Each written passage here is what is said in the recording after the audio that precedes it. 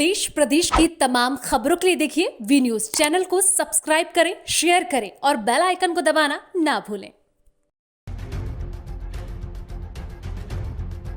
19 नवंबर को भारत सरकार ने आयुष चिकित्सकों को सर्जरी का अधिकार दिया, जिससे नाराज एमबीबीएस डॉक्टर्स द्वारा इस आदेश का पुरजोर तरीके से विरोध किया जा रहा है। डॉक्टर्स का कहना है कि सरकार का ये फैसला कहीं न कहीं मरीजों की जिंदगी से खिलवाड़ कर रहा है, जिसके चलते इंडियन मेडिकल एसोसिएशन ने 11 दिसंबर को सुबह 6 से शाम 6 बजे तक गैर जरूरी नॉन कोविड सेवाओं को छोड़कर सार्वजनिक प्रदर्शन का ऐलान किया। हालांकि इस दौरान आपातकालीन सेवाओं को जारी रखने का फैसला लिया गया है। ओपीडी सेवाएं उपलब्ध नहीं होंगी और वैकल्पिक सर्जरी भी पोस्ट नहीं की जाएंगी। आयुष मंत्रालय के निर्णय के खिलाफ एलोपैथ चिकित्सकों ने 11 दिसंबर को हड़ताल पर जाने का आह्वान किया है। इंडियन मेडिकल एसोसिएशन ने कहा कि अगर केंद्र सरकार आयुष चिकित्सकों को दिए गए सर्जरी का अधिकार वापस नहीं लेती है, विरोध प्रदर्शन जारी रहेगा। वहीं तमाम डॉक्टर्स का कहना है कि चिकित्सक देश भर में 10,000 से ज्यादा सार्वजनिक जगहों पर विरोध प्रदर्शन करेंगे। आईएमए के डॉक्टर्स का कहना है कि आयुर्वेद डॉक्टर को सर्जरी करने की अनुमति देने से गंभीर मरीजों की जान का खतरा हो सकता है। आयुर्वेद डॉक्टरों द्वारा आयुर्वेद व एलोपैथी चिकित्सा पद्धति के मिश्रण से मरीजों पर दुष्प्रभाव पड़ेगा, जिससे उनकी जान भी जा सकती है। और क्या कुछ कहना है डॉक्टर्स का, आप भी सुनिए। नमस्कार, मैं आपके साथ संध्या बिस्ट। वी न्यूज़ आप देख रहे हैं और जिस तरीके से एक बड़ा ऐलान भारत सरकार की तरफ से किया गया है 19 नवंबर को, जब भी आपकी तबीयत खराब होती है जाहिर तौर पर आप डॉक्टर्स के पास जाते हैं, लेकिन अगर किसी को सर्जरी करानी होती है तो एमबीबीएस डॉक्टर के पास ही जाते हैं। लेकिन क्या आप जानते हैं कि अगर आपको सर्जरी करानी है तो अब आपका इलाज कौन कर सकता है? एक आयुर्वेदिक डॉक्टर, जिसको लेकर भारत सरकार ने एक बड़ा ऐलान किया है और उन्हें परमिशन भी दे दी है। आप मेरे पीछे भी देख सकते हैं, तमाम एमबीबीएस डॉक्टर्स हैं जो साफ तौर पर इस संदेश का, इस ऐलान का पुरजोर तरीके से विरोध कर रहे हैं। उनसे जानेंगे कि आखिर उनका क्या कुछ कहना है, क्या कुछ नाराज़गी है और किस तरीके से कहीं ना कहीं ये समझा जा सकता है कि एक बड़ी बड़ी जो सर्जरी होती हैं, जो इंसान की ज़िंदगी से जुड़ी होती हैं, लेकिन अब ऐसे में अगर एक आयुर्वेदिक डॉक्टर ये सर्जरी करता है, क्योंकि तमाम डॉक्टर्स का यही कहना है कि 6 से 8 साल की टाइम ड्यूरेशन लगता है एक पढ़ाई करने में एमबीबीएस डॉक्टर को, लेकिन आयुर्वेदिक डॉक्टर जिन्होंने इस मसले को लेकर पढ़ाई नहीं की है, आखिर वो किस तरीके से इंसानों का ऑपरेशन कर सकते हैं, ये एक बड़ा मुद्दा है और इसको लेकर हम जानेंगे कि आखिर क्या कुछ कहना है। सबसे पहले आपका नाम? मैं डॉक्टर सारिका वर्मा हूँ। मैं ईएनटी सर्जन हूँ, सेक्टर 31 में प्रैक्टिस करती हूँ। जो सरकार ने एक बड़ा ऐलान किया है, एक बड़ा संदेश दिया है कि अब आयुर्वेदिक डॉक्टर भी सर्जरी कर सकते हैं, क्या हिसाब से, आपके हिसाब से कितना सही है?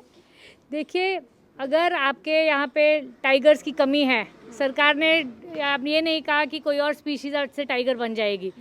हर चीज़ के लिए एक मेहनत करनी पड़ती है। अगर हमारे पास सर्जन्स की कमी है तो सरकार का फ़र्ज़ बनता है कि एमबीबीएस डॉक्टर्स को ट्रेन किया जाए, सर्जन्स की सीट बढ़ाई जाए, ताकि 3 से 5 साल बाद आपके पास एक ट्रेंड सर्जन्स की फ़ौज खड़ी हो।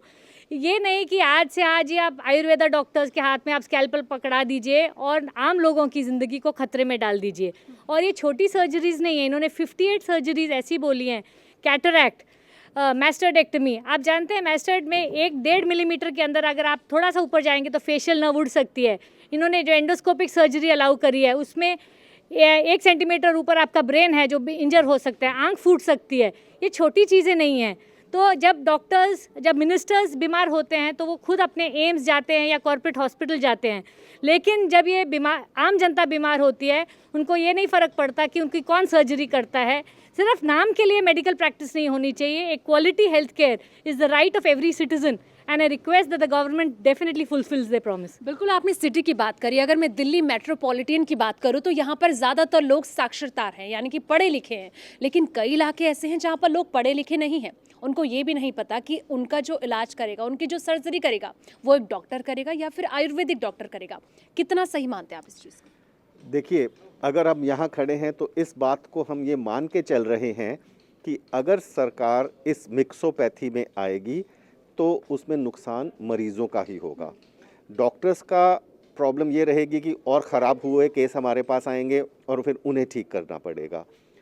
सबसे ज़्यादा समस्या ये है कि सरकार की जो नीति है आयुर्वेद या कम डॉक्टर्स होने की वजह से आयुर्वेद, यूनानी या होम्योपैथी की, उस नीति के हिसाब से करना चाहिए कि वो उन पद्धतियों का विकास करें, उनमें रिसर्च एंड डेवलपमेंट करें, अच्छे मेडिकल कॉलेज खोल के उन पद्धतियों का विकास करके उन्हें कहें कि वो आप उस हिसाब से मरीज़ों को ठीक करिए। सरकार ने जो नीति की है कि वो मिक्सोपैथी करेगी, वही सर्जरी कर सकते हैं, एलोपैथिक कर सकते हैं। एक सर्जन को डेवलप होने में सिर्फ एमबीबीएस से नहीं होता है, 3 साल एमएस करनी पड़ती है, 3 साल रजिस्ट्रार बन के उसके बाद 10 साल में एक अच्छा सर्जन बनता है एमबीबीएस करने के बाद। और हमने देखा है बड़े बड़े प्रोफेसर, सीनियर सर्जन्स को भी सर्जरी के दौरान पसीने छूटते हुए। अब ऐसे आप अध कपके सर्जन्स को अगर आप मार्केट में ले आएंगे और वो सर्जरी करना शुरू करेंगे तो आप पेशेंट की ज़िंदगी के साथ खिलवाड़ कर रहे हैं। हम उन पद्धतियों के, उन चिकित्सकों के बिल्कुल खिलाफ नहीं हैं, वो हमारे अपने मित्र हैं, अच्छे प्रोफेशनल्स हैं। हम चाहेंगे कि वो अपनी पद्धति का विकास करें, हमारे साथ मिक्सोपैथी नहीं करें। डॉक्टर्स को इससे नुकसान नहीं होने वाला है, मरीज़ों को नुकसान होने वाला है। और जब मरीज़ों को नुकसान होगा, आप देख रहे हैं कि आज के दिन डॉक्टर पेशेंट रिलेशनशिप पहले ही ख़राब हो रहा है। जब ऐसे डॉक्टर जो लिखेंगे एमएस, क्योंकि उन्होंने एमएस आयुर्वेद, वो आयुर्वेद तो नहीं लिखेंगे आगे। आज भी जो एमडी आयुर्वेदिक है वो एमडी लिखते हैं और प्रैक्टिस एलोपैथी की करते हैं। तो ये डॉक्टर्स यही करने वाले हैं, एमएस लिख के सर्जरी करेंगे। डॉक्टर्स जो मॉडर्न मेडिसिन के सर्जन्स हैं उनका नाम खराब होगा, पेशेंट रिलेशनशिप और ज़्यादा ख़राब होगी इससे। तो हम चाहते हैं सरकार उन पद्धतियों का विकास करे, बहुत अच्छी पद्धतियां हैं, उनका विकास करे। सर्जरी के लिए उनको ना आगे लेके आएँ क्योंकि वो उसके लिए ट्रेंड नहीं है और ना ही वो ट्रेंड हो पाएंगे। उनकी पैथी उनको एमबीबीएस में सर्जरी के लिए तैयार नहीं करती है, तो वो एमएस कैसे करेंगे आगे। तो इसलिए हम चाहते हैं कि इसका विरोध करें। सरकार से हमने रिक्वेस्ट यही की है कि आप इस चीज़ से हट के उनकी पद्धतियों का अच्छा विकास करें। बिल्कुल, जैसे कि खुद प्रधानमंत्री नरेंद्र मोदी कहते हैं कि जान है तो जहान है, लेकिन जैसे कि डॉक्टर्स ने भी कहा कि इससे डॉक्टर्स को कोई नुकसान नहीं होगा, बल्कि मरीज की सिचुएशन, उनकी हेल्थ पर इसका सबसे ज़्यादा दुष्प्रभाव पड़ेगा। लेकिन अब ऐसे में कोविड-19 की जो सिचुएशन है उसका प्रसार भी लगातार तेज़ी से हो रहा है, ऐसे में डॉक्टर्स की भी कमी है। तो ये समझा जा सकता है सर कि जो कोविड-19 पूरी दुनिया में, पूरे देश में फैलता जा रहा है, जिससे डॉक्टर्स की भी कमी हो रही है, सरकार ने जो ये ऑप्शन, जो एक ऐलान किया है, ये किस हिसाब से कितना सही है? देखो, इससे ये चीज़ रिलेटेड नहीं है। कोविड के लिए कोई भी ट्रेंड टेक्नीशियन भी उसे हैंडल कर सकते हैं जब तक कि मरीज़ को वेंटिलेशन की ज़रूरत नहीं पड़ती या उसको वेंटिलेटर लगाना पड़ता है या कोई चेस्ट कॉम्प्लिकेशन डेवलप नहीं होती।